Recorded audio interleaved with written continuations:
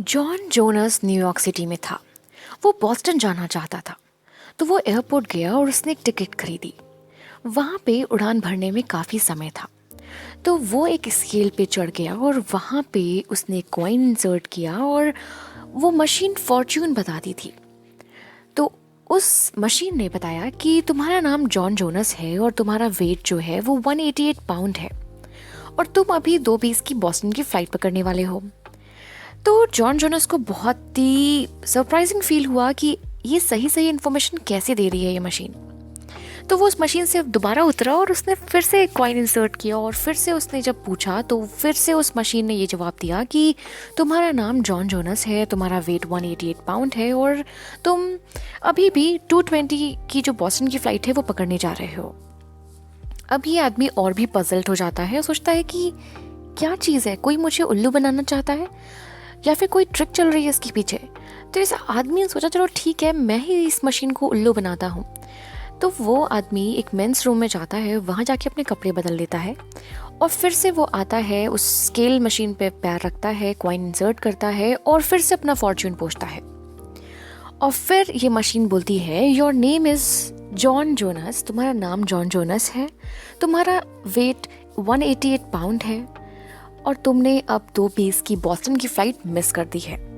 तो ये बुक उन सभी लोगों के लिए लिखी गई है जिन्होंने 2:20 की बॉस्टन मिस कर दी है।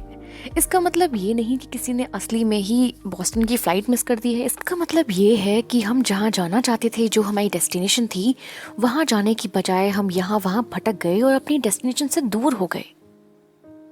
अगर शॉर्ट में कहा जाए तो ये बुक उन लोगों के लिए है जो एक अच्छी लाइफ से काफ़ी दूर है।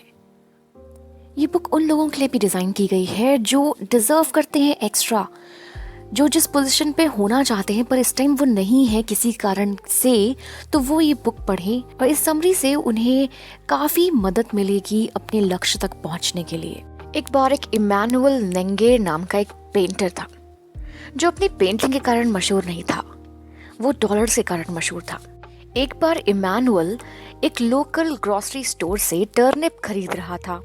उसने कैशियर को $20 का नोट दिया।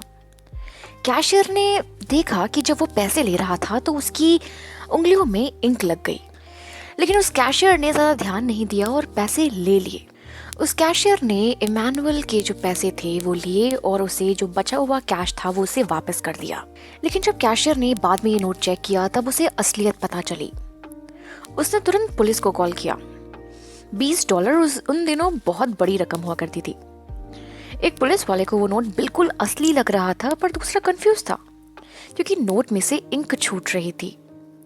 उन्होंने सर्च वारंट इशू किया और तुरंत इमैनुअल के घर पहुंच गए। वहां जाके उन्होंने जो कुछ देखा उससे पुलिस वाले बिल्कुल हैरान रह गए। उन्हें छत के अंदर एक इमैनुअल का काम करने का कमरा मिला जहाँ पे उसने $20 के कई सारे फेक नोट्स बना के रखे हुए थे। उन्होंने एक $1 का बिल भी देखा जिसे इमैनुअल ने सूखने पे रखा हुआ था। इमैनुअल एक स्किल्ड आर्टिस्ट था। वो इतना स्किल्ड था कि उसने फेक डॉलर बिल्कुल असली दिखने वाले बनाए जिन्हें देखकर कोई भी धोखा खा सकता था। और उसी ही दिन इमैनुअल को अरेस्ट कर लिया गया। इस कंट्रोवर्सी के कारण उसकी हर आर्ट वर्क का रेट $8,000 से $16,000 तक पहुंच गया। लेकिन अगर इमैनुअल ने इतना ज़्यादा टाइम और एफर्ट पोर्ट्रेट्स बनाने में लगाया होता तो वो काफ़ी पैसा कमा सकता था। क्या पता तब वो और भी ज़्यादा सक्सेसफुल होता। लेकिन इमैनुअल ने अपनी इस एक्स्ट्रा ऑर्डिनरी टैलेंट को इन फ्रॉड कामों के लिए लगाया। एक बार एक बिजनेसमैन बहुत ही जल्दी में सबवे की तरफ जा रहा था। रास्ते में एक पेंसिल बेचने वाले आदमी के कप में उसने $1 डाल दिया। वो आदमी चढ़ा ही था लेकिन उसे कुछ याद आया। वह उतरा और अपनी साइड वॉक पे जाकर उस पेंसिल बेचने वाले से कुछ पेंसिल्स ले ली। उसने उस आदमी से माफ़ी मांगते हुए कहा कि सॉरी, मैं जल्दबाजी में कुछ पेंसिल्स लेना भूल गया था। आई होप कि आपको बुरा नहीं लगा होगा। आफ्टर ऑल आप भी मेरी तरह एक बिजनेसमैन हैं और सही रेट में अपना प्रोडक्ट बेच रहे हैं। कुछ महीनों बाद एक सोशल गैदरिंग में गया। एक नीट सा, एक स्मार्ट सा एक आदमी आया और उससे बोला, शायद आपने मुझे पहचाना नहीं और मुझे भी आपका नाम नहीं पता, पर लेकिन मैं आपको कभी भूल नहीं सकता। आप ही वो हैं जिन्होंने मुझे मेरी सेल्फ रिस्पेक्ट याद दिलाई।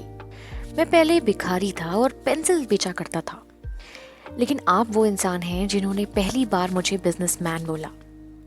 तो एक सिंगल मुलाकात ने एक ओल्ड मैन की लाइफ बदल दी। उस बिजनेसमैन की तरह आप भी औरों की लाइफ को एक सिंपल वे में टच कर सकते हो। सकता है आप किसी को जानते हो जो कि मुश्किल में हो, कोई बच्चा या कोई पड़ोसी या आपका कोई कलीग, या फिर कोई ऐसा जिसके साथ आपके टर्म्स बिल्कुल अच्छे नहीं चल रहे हैं, फिर भी आप ट्राई करो। उनके अंदर कोई ना कोई तो अच्छाई होगी ही। हो सकता है कि वो प्यार के भूखे हों।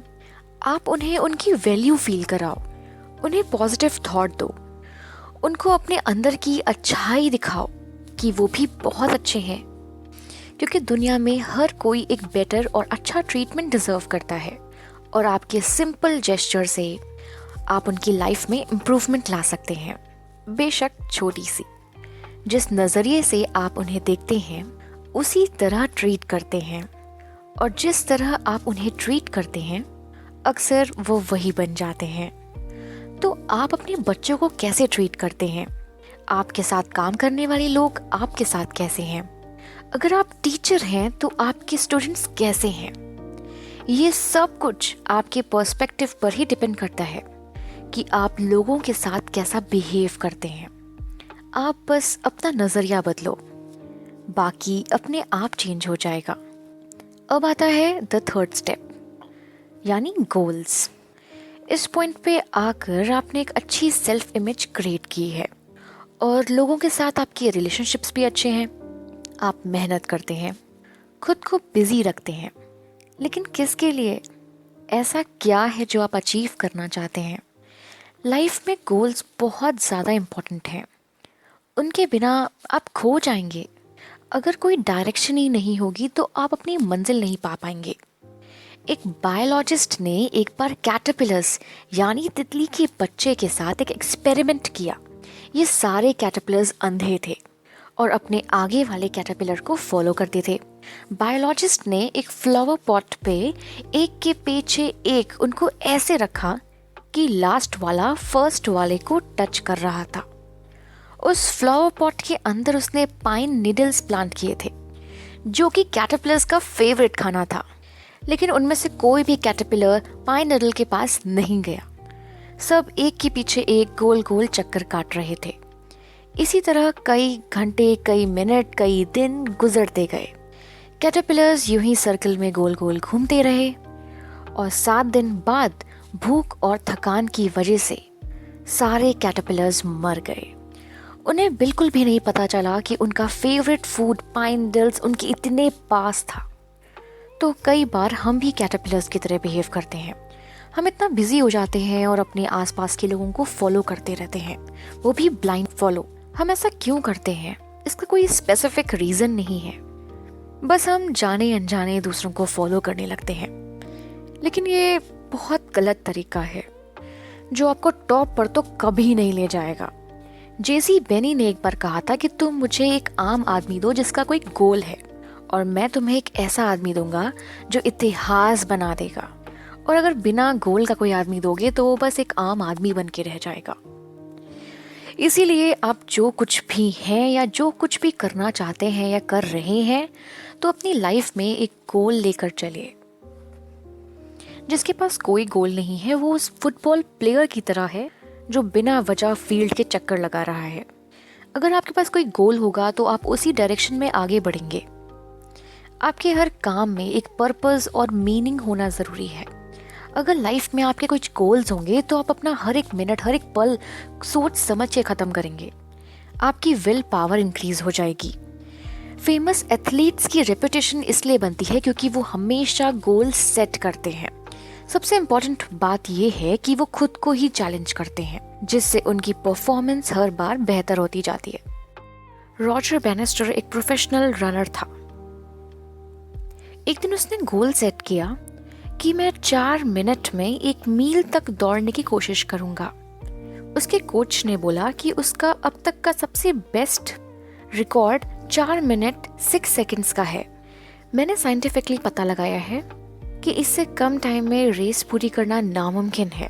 कोच ने कहा, तुम 4 मिनट में एक मील दौड़ना चाहते हो, मगर क्यों? तुम्हारा हार्ट तुम्हारे सीने से निकल आएगा, तुम ये कर ही नहीं पाओगे। सबको लगता था कि 4 मिनट पर माइल की रेस ह्यूमन कैपेसिटी के अंदर है ही नहीं। लेकिन रॉजर डिस्करेज नहीं हुआ। उसने पूरा फोकस अपने गोल को दिया और लास्ट में जो इम्पॉसिबल था उसे पॉसिबल करके दिखा दिया। रॉजर पहला रनर था जिसने 4 मिनट पर माइल की रेस पूरी की थी। तो हमारा अगला स्टेप है फोर्थ स्टेप, जो कि है एटीट्यूड। अच्छी इनकम, एक fulfilling career, loving family, health और लोगों की रिस्पेक्ट, ये सब आपको भी मिल सकता है अगर आप एक राइट एटीट्यूड लेकर चलें तो। सिचुएशन चाहे जो भी हो, पॉजिटिव या नेगेटिव रिएक्ट करना ये तो आपके हाथ में है। ये आपकी चॉइस है। ये आपकी चॉइस है कि आप कोई भी काम एक्सेलेंट वे से करते हैं या फिर एक मीडियोकर की तरह। ये आपकी चॉइस है कि आप ऑप्टिमिस्ट बनो या पेसिमिस्ट, यानी पॉजिटिव सोचो या फिर नेगेटिव सोचो, ये आपकी चॉइस है। वैसे तो एटीट्यूड सुनने में एक बहुत छोटा सा वर्ड है, लेकिन ये काफ़ी ज़्यादा मैटर करता है। ये उस 5 सेकंड के डिफरेंस की तरह है जो फर्स्ट और सेकंड रनर के बीच में होता है। बेसिकली लूजर और विनर के बीच एटीट्यूड का ही डिफरेंस है। एक एवरेज स्टूडेंट एक अच्छी ग्रेड्स का ही गोल रखेगा, लेकिन एक एक्सीलेंट स्टूडेंट हमेशा नॉलेज के पीछे भागेगा।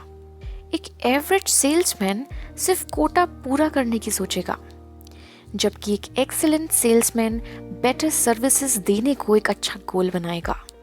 गर्मी की दोपहर में कुछ लोगों का ग्रुप रेल बोर्ड में काम कर रहा था। तभी एक ट्रेन वहां से स्लोली गुजरती है। ट्रेन के लास्ट एयर कंडीशन डब्बे पे सब लोगों की नज़र पड़ती है।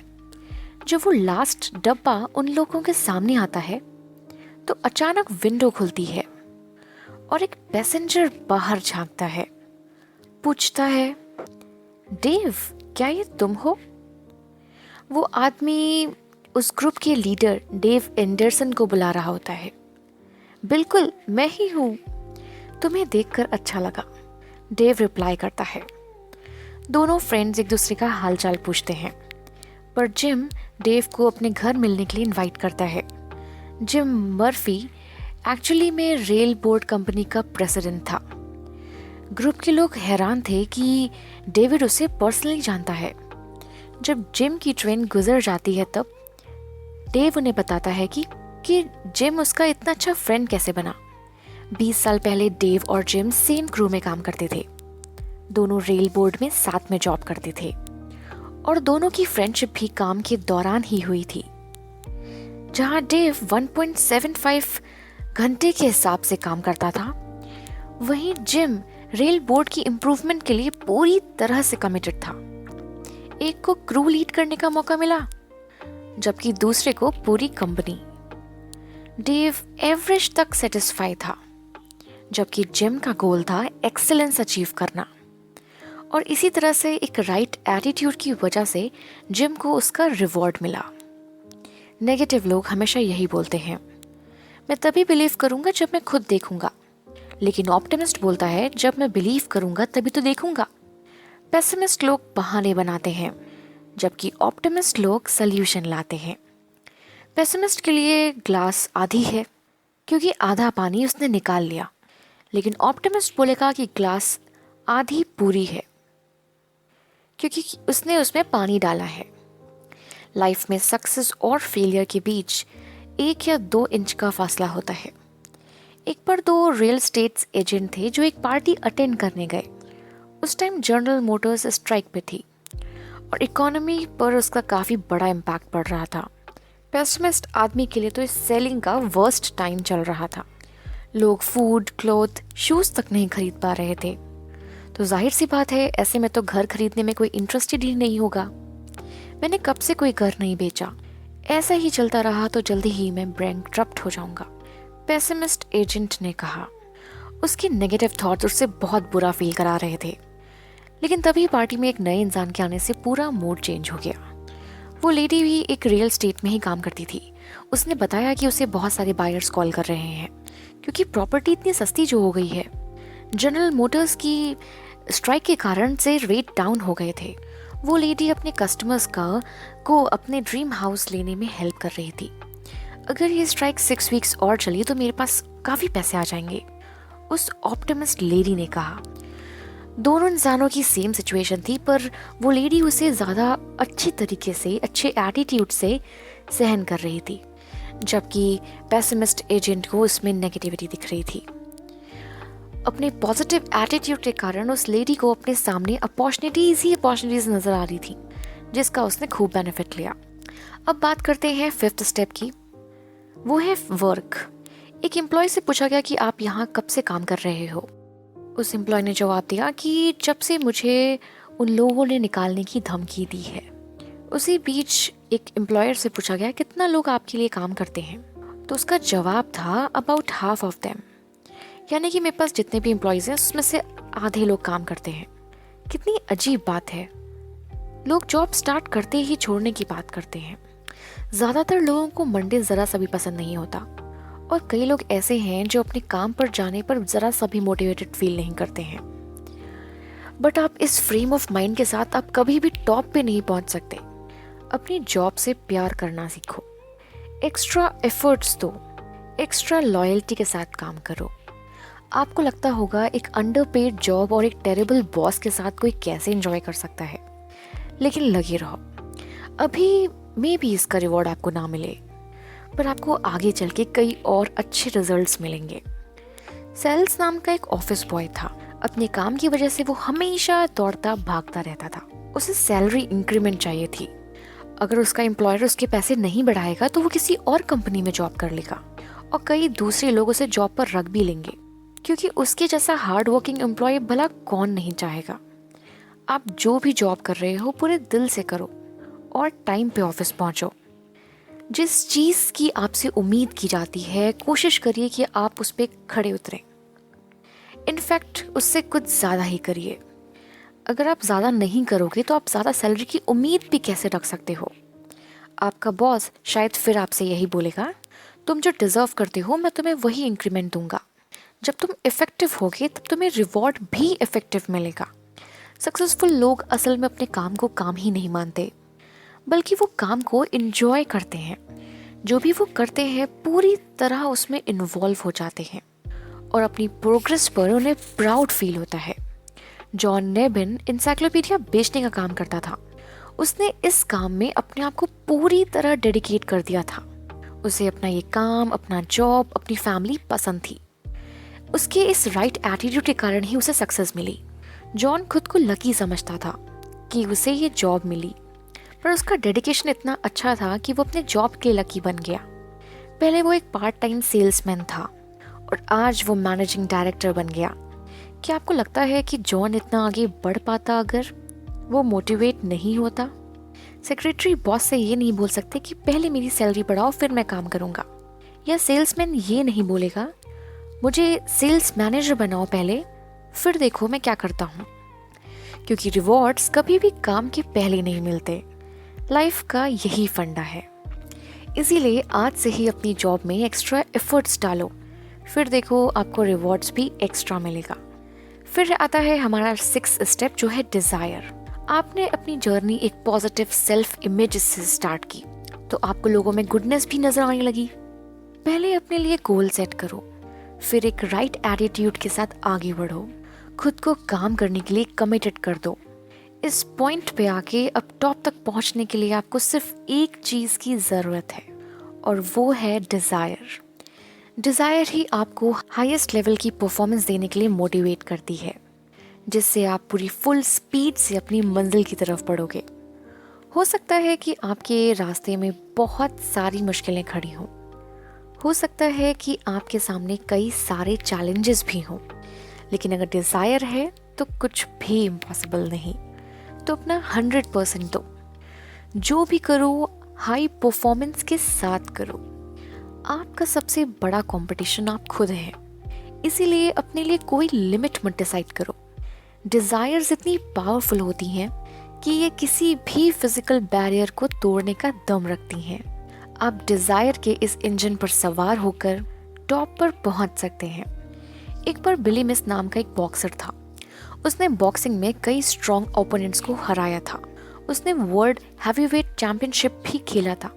लेकिन बिली जब 25 साल का हुआ तो उसे एक सीरियस बीमारी हो गई। डॉक्टर्स ने उसे बॉक्सिंग छोड़ने को कहा, लेकिन बिली नहीं माना। उसके पास पैसे कमाने का सिर्फ यही एक तरीका था। ऊपर से उसकी पूरी फैमिली भी उस पर पूरी तरह से डिपेंडेंट थी। बिली 29 साल की एज तक बॉक्सिंग करता रहा। उस टाइम तक आते आते उसकी हेल्थ खराब होती जा रही थी। बिली इतना वीक हो चुका था कि ना ही वो जिम में ट्रेनर की जॉब कर सकता था, ना ही कुछ और। अब उसके पास घर बैठने के अलावा कोई और चॉइस नहीं थी। वो अपनी बीमारी से बहुत ज़्यादा दुखी था, लेकिन अपनी फैमिली को गरीबी में स्ट्रगल करते देखना उससे भी बड़ा दुख था। क्रिसमस आने ही वाला था और बिली चाहता था कि वो अपनी फैमिली को क्रिसमस पर कुछ गिफ्ट करे। उसने सोचा कि आखिर इतना तो मैं कर ही सकता हूँ। वो अपने मैनेजर के पास गया और उससे कहा कि मेरे लिए एक फ़ाइट अरेंज करो। मैनेजर ने ऐसा कहने पर सब मना कर दिया, लेकिन बिली जिद पर अड़ गया। वो जानता था कि उसकी लाइफ अब थोड़ी सी बची है और शायद ये उसका लास्ट क्रिसमस हो। इसीलिए वो अपनी फैमिली को कुछ स्पेशल देना चाहता था। जैक ने बिली को वापस शेप में आने के लिए बोला, लेकिन बिली अपनी पूरी ताकत बचा के रखना चाहता था। उसने जैक से प्रॉमिस किया कि वो ये पूरी जी जान से ये लड़ाई करेगा। उस दिन मैनेजर ने बिली के लिए एक अच्छा ओपोनेंट भी ढूंढ लिया। बॉक्सिंग मैच स्टार्ट होना शुरू हुआ। बिली को जॉन से फाइट करनी थी, जो कि उसी की तरह एक स्ट्रॉन्ग फाइटर था। कई मंथ्स के बाद बिली वापस रिंग में उतरने जा रहा था। उसकी बॉडी वीक थी, लेकिन उसके इरादे बहुत मजबूत थे और उस दिन वो $2400 के साथ घर लौटा। बिली ने अपनी पूरी प्राइस मनी खत्म करके अपनी फैमिली के साथ अब तक का सबसे बेस्ट क्रिसमस सेलिब्रेट किया। लेकिन 26 दिसंबर को उसकी पूरी फैमिली उसे लेके हॉस्पिटल भागी। न्यू ईयर के ठीक एक दिन पहले बिली की डेथ हो गई। उसके फ्रेंड्स बिलीव ही नहीं कर पा रहे थे कि 6 वीक्स पहले ही उसने अपने ओपोनेंट को हराया था। ये थी डिजायर की पावर, जो कि बिली के लास्ट मंच के पीछे थी। तो कंक्लूजन ये कहता है कि आपने 6 स्टेप्स के थ्रू ये सीखा है, कोई भी चाहे तो टॉप पे पहुंच सकता है। इसके लिए कोई एज, जेंडर, लोकेशन या वर्क एक्सपीरियंस की लिमिट नहीं है। आपको बस इन स्टेप्स को फॉलो करना है, जो आपको टॉप तक जाने में हेल्प करेंगे, जहां आपके लिए खुशियां, लव, अमीरी, गुड हेल्थ और ढेर सारी अपॉर्चुनिटीज के दरवाजे खुले हैं। बस स्टेप्स लेना शुरू करना है। तो दोस्तों, इसी के साथ ये बुक समरी यहीं पर ख़त्म होती है। आप हमें कमेंट सेक्शन में बता सकते हैं कि आप नेक्स्ट समरी कौन सी सुनना चाहते हैं।